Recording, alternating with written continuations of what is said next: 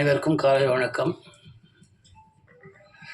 இருக்கவங்க எல்லாம் என் நண்பர்கள், வெகு நாள என் நண்பர்கள். என்ன சந்தோஷமாக இருக்குன்னா, எனக்கு பாரதியை பற்றி இவ்வளோ பேர் புகழ்ந்து பேசும்பொழுது எனக்கு ரியலாகவே ரொம்ப மயிர்கூச்சரியமாக இருக்குது.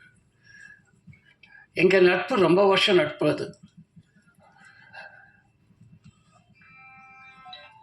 பல கதைகள் சொல்லலாங்க நட்பில். பாரதி கல்யாணத்துக்கு நான் தான் இது பண்ணேன். இதில் ஃபஸ்ட் டைம் நான் ஆடியோ ஃபங்க்ஷனே இதுதான் ஃபஸ்ட் டைம் வரேன். பல மீட்டிங்க்கு வந்திருக்கேன் நான், அது ஒடுங்க. ஆனால் ஆடியோ லான்ச்சுன்னு பாரதி கூப்பிட்ட உடனே பாரதிக்கு நான் என்றைக்குமே நோ சொல்ல முடியாது இல்லை. ஆனால் ரொம்ப சந்தோஷம், இவ்வளோ பேர் பாரதியோடைய குணங்களையும் அவருடைய இதை பற்றி பேசும்போது எல்லாரும் ஒரே கருத்தோட பேசிச்சு. அதில் அவர் உயர்ந்து நிற்கிறாரு பாரதி. அதான் உண்மை. அடுத்த பெரிய பட்ஜெட்டில் பண்ண வேணாம் பாரதி. 500 கோடி 400 கோடிலாம் ஜோக் பண்ணியிருந்தேன், அதெல்லாம் பண்ணாதீங்க. இந்த படம் நல்லா வரணுன்றது தான் எனக்கு ஆசை. நல்ல இயக்குனராக வந்துட்டிங்கன்னா அப்புறம் உங்கள் பல கதைகள் வச்சுருக்கீங்க. அன்றைக்கி கூட ஒரு கதை சொன்னோம். ஒரு கதையை நான் சும்மா அவர் சொல்லி விட்டேன். அவர் கதை திரைக்கதை எழுதிட்டார். அது இன்ட்ரெஸ்டிங்காக பண்ணியிருப்பாருன்னு என்ன தெரியும். ஆனால் அது ரெகுலராக கிடையாது. பாருங்கள். அது அடுத்தது என்ன எடுக்க போகிறீங்க?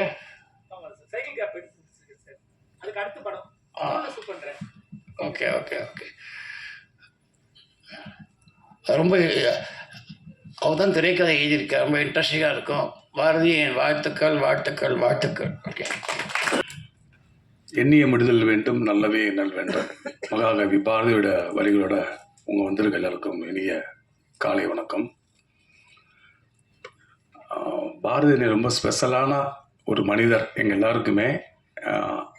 அவர் ஒரு சில பல வருடங்களுக்கு முன்னாடி ஒரு கதை வச்சுருக்கணும், வாங்க ஒர்க் பண்ணுங்க சொல்லி. அப்போ நாங்கள் யாருமே டேரக்டர்ஸ் ஆகலை.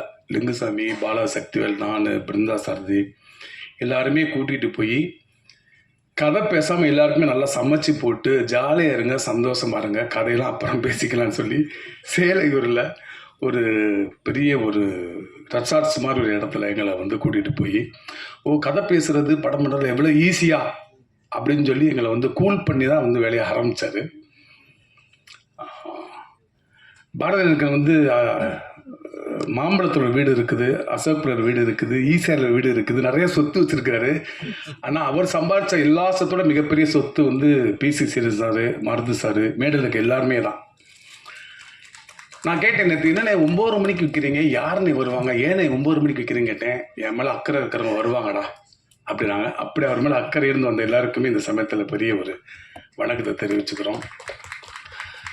அஜயன் பாலா சொன்ன மாதிரி ரொம்ப ரசனக்காரர் அவர்.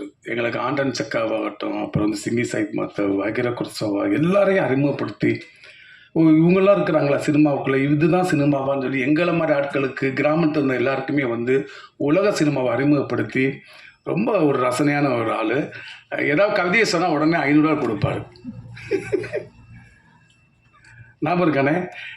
ஆமாம். எல்லா நகையையும் விற்ற பிறகு நகைகள் போடாத சமூகத்திற்கு, மதத்திற்கு மாறி இருக்கிற அக்கான்னு அழுதுகிட்டு 1000 ரூபா கொடுத்தாரு. அந்த மாதிரி என்ன சொல்கிறது, ரொம்ப இயல்பாக அவருக்கு நீ ரொம்ப சினிமாவில் கஷ்டப்பட்டு அப்படியே வறுமையிலிருந்து அப்படி படம் பண்ண அவசியமே கிடையாது. அவங்க எல்லாருக்குமே தெரியுமா தெரியல, சாரில் தான் பதிப்பகம்னு வச்சுருக்காரு அவர். அதில் கிட்டத்தட்ட ஒரு 1000 புத்தகங்கள், இன்ஜினியரிங் காலேஜ் புக்ஸ் அவர் வெளியிட்டிருக்கிறாரு. அன்னை கல்லூரிக்கே போகாத ஒருத்தர் கல்லூரியில் படிக்கிற மாணவர்களுக்காக ஒரு 1000 புக்கை வெளியிட்டிருக்க சார்ல தான் பதிப்பகம் கிட்டத்தட்ட பல கோடி ரூபாயில் டவுன்லோட் பண்ணிட்டு இருக்கு. அதுவே அவருக்கு மிகப்பெரிய வெற்றி. சினிமாலாம் ஜாலியாக இருக்கும்டா, கஷ்டமே படக்கூடாதுடா, நம்ம என்ன வருது சொல்லணும்.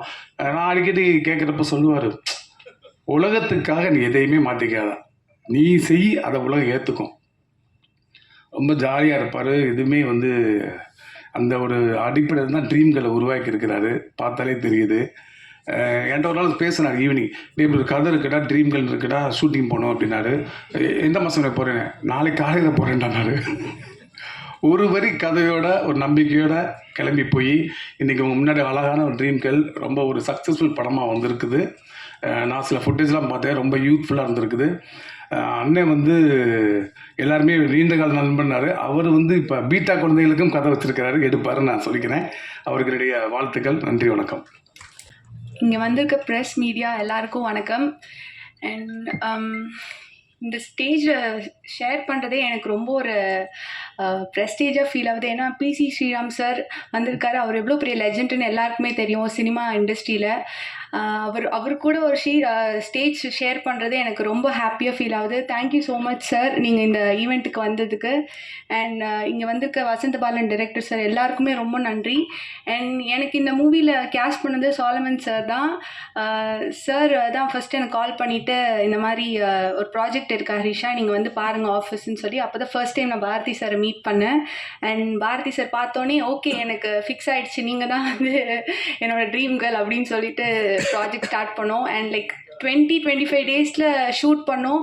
அண்ட் இப்போது அவுட்புட் பார்க்கும்போது ரொம்ப ஹாப்பியாக இருக்குது. பிகாஸ் ஒரு ஃப்ரேம்ஸும் அவ்வளோ அழகாக இருக்குது. சாலமன் சார், நீங்கள் you done a great job. Like thank you so much. நாங்கள் இவ்வளோ அழகாக இருக்கும்னு சொல்லி எங்களுக்கு இப்போ தான் தெரியுது ஸ்க்ரீனில் பார்க்கும்போது. அண்ட் ஹேமந்த் சார் எல்லாருக்கும் ரொம்ப தேங்க்ஸ் இந்த ப்ராஜெக்டில் ஒர்க் பண்ணதுக்கு. அண்ட் லைக் எங்கள் கூட ஒர்க் பண்ண co artist like Prabhu and Jeeva எல்லாருக்குமே ஒரு பெரிய தேங்க்ஸ். லைக் ஒரு ஃபேமிலி மாதிரி தான் ஒரு 15-20 டேஸ் இருந்துச்சு. ரொம்ப ஜாலியாக ஷூட் போச்சு. அண்ட் கரெக்டாக 6 ஆகிடுச்சுன்னா பேக்கப் பண்ணிடுவார் சார். ஸோ அது வந்து எல்லா ஆக்டர்ஸ்க்கும் ரொம்ப ஹாப்பியாக இருக்கும். And then thank you so much. இவங்க எல்லாமே இந்த செட்டில் அவங்க வந்தாலே அவ்வளோ கலகலன்னு இருக்கும், அவ்வளோ ஜாலியாக இருக்கும். And like thank you so much for like I am so pleasure to have a screen space with you. Thank you and thank you so much. எல்லாருக்கும் வணக்கம். பத்திரிகை நண்பர்கள் இங்கே அத்தனை பேர் வந்திருக்கீங்க, நன்றி. ஃபஸ்ட்டு என்னோடய நன்றி சொல்லணுன்னா என்னோடய டைரக்டர் சாருக்கு தான் சொல்லணும். அவர் பார்க்குறக்கு ஆக்சுவலாக குழந்த தான், இயல்பாகவே வந்து அவர் குழந்த தான். அந்த செட்லி ஆகட்டும், அவர் பேசுகிற விதமாகட்டும், அப்ரோச் பண்ணுற விதமாகட்டும், அப்படியே குழந்தைத்தனமாக இருக்கும். வாய்ப்பு கொடுத்ததுக்கு நன்றி சார். என்னை அழகாக காமிச்ச சாலமன் சார் நன்றி சார். ஃப்ரேம்ஸ் எல்லாம் அவ்வளோ பியூட்டிஃபுல்லாக வச்சு என்ன அவ்வளோ அழகாக காமிச்சதுக்கு ரொம்ப நன்றி சார். இந்த ஈவெண்ட்டோட ஹீரோ இளமாறன் சார். நான் பாட்டு கேட்ட உடனே சொன்னேன் சாலமன் சார் கிட்ட, ஞாபகம் இருக்கா சார்? சார் இது வந்து ப்ளேலிஸ்ட்டில் கண்டிப்பாக எல்லாத்துக்கும் வரும் அப்படின்னு சொல்லியிருந்தேன்.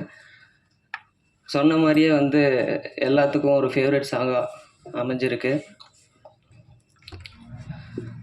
எடிட்டர் சார் அகமத் ப்ரோ, நாங்கள் ப்ரிவ்யூ ஷோவில் பார்த்தோம், அவ்வளோ கிறிஸ்பாக எடிட் பண்ணியிருந்தார், நல்லா இருந்துச்சு.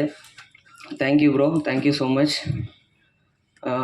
டயலாக் ரைட்டர்ஸ் ஹேமந்த் ப்ரோ, நானும் அவரும் ரொம்ப நிறைய டிஸ்கஸ் பண்ணியிருப்போம் இந்த படத்தில். எனக்கு என்ன சேஞ்சஸ் வேணுனாலும் அவர்கிட்ட தான் கேட்பேன், வித் டைரக்டர் சாரோட அப்ரூவலோட. அந்த ஃப்ரீடம் வந்து டைரக்டர் எனக்கு கொடுத்துருந்தார். Hemant bro, thank you so much. அப்புறம் என் கூட நடித்த கோ ஆர்டிஸ்ட் எல்லாருக்கும் நன்றி. ஹரிஷா, சாஸ்தா, அதுக்கப்புறம்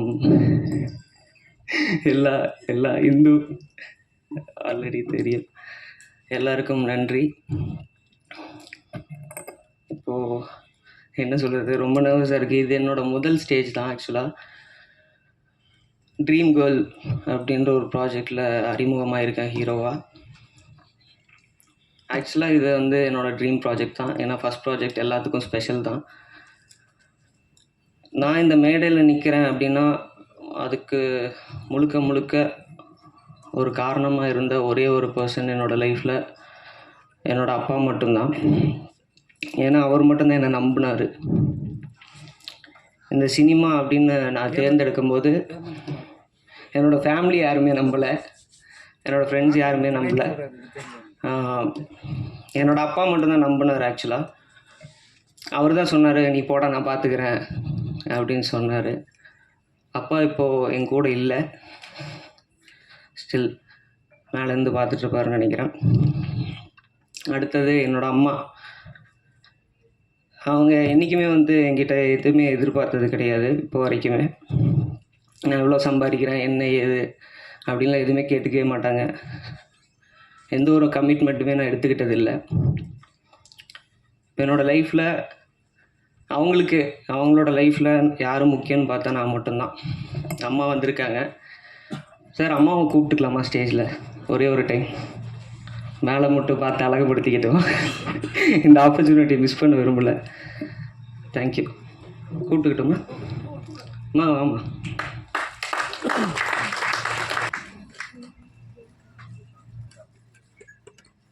ஆக்சுவலாக ரொம்ப நன்றி சார். ஏன்னா இந்த ஆப்பர்ச்சுனிட்டிக்காக தான் ரொம்ப இயர்ஸாக நான் கஷ்டப்பட்டுட்டு இருந்தேன். Thank you so much. இன்னொரு பர்சனுக்கும் நான் ரொம்ப தேங்க் பண்ணணும், என்னோடய அக்கா. எமோஷ்னலாகவும் சரி, ஃபினான்ஷியலாகவும் சரி, என்னோட பின்னாடி நிற்கிற ஒரே ஒரு பர்சன் வந்து என்னோடய அக்கா மட்டும்தான். அக்கா துபாயில் இருக்கா, பார்த்துட்ருப்பாங்கன்னு நினைக்கிறேன். ஓகே, ரொம்ப எமோஷ்னலாக பேசிகிட்டு இருக்கேன்னு நினைக்கிறேன். தேங்க்யூ ஸோ மச் எல்லாருக்கும். இங்கே வந்த எல்லா பத்திரிக்கை நண்பருக்கும், கெஸ்ட்டு எல்லாருக்கும், என்னோடய கோ ஆர்டிஸ்ட், டைரக்டர், கேமராமேன் எல்லாருக்குமே நன்றி. இது முதல் ஸ்டேஜ் இல்லை, இன்னும் மேலே போகணும். அதுக்கு மீடியாவோட சப்போர்ட் கண்டிப்பாக தேவை. கண்டிப்பாக எல்லாருக்கும் இந்த ட்ரீம் கேர்ள் அப்படின்ற ஒரு ப்ராஜெக்ட்டு பிடிக்கும்னு நினைக்கிறேன். எங்களோட பாட்டை நாங்கள் முடிச்சிட்டோம். இனி வந்து உங்கள் கையில் தான் இருக்குது ஜட்ஜ்மெண்ட்டு.